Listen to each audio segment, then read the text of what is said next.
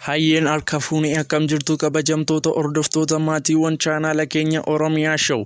Guyyaa har'aa kanatti koppii adda ta'e walitti deebinee jirra. Chaanaalli keenya kun koppii babbareedoo ta'an isiniif dhiyeessuu beekama.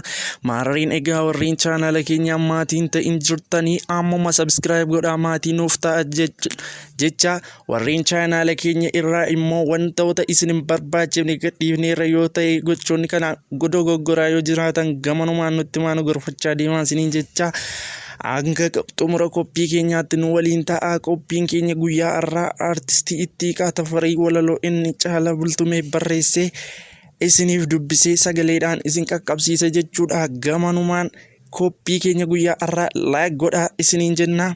Hanga xumuraatti nu waliin ta'a. Sabboonummaa tiksuudhaaf mudhii hidhattee baate oromummaa keetii fi kalee waan meeqa taate.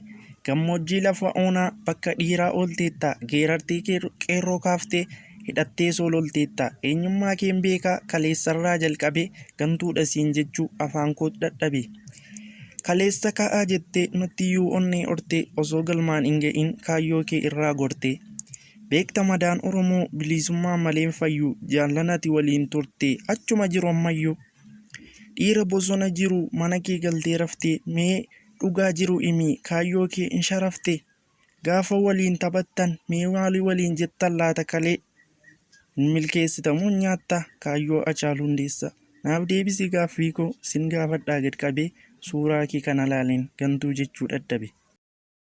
Hayyeen egaa koppiin keenya guyyaa har'aa kana fakkaataa turtii hanga ammaatti na waliin gootanii fi guddaa galatoomaa isiniin jecha viidiyoon keenya guyyaa har'aa kana fakkaataa warreen chaanaala keenya maatiin ta'in jirtan ammoo subscribe godhadhaatii maatiiwwan chaanaala keenyaatti dabalamaa. Chaanaali keenya kun koppii baay'ee babbareedoo ta'an isiniin dhiyeessuun beekama.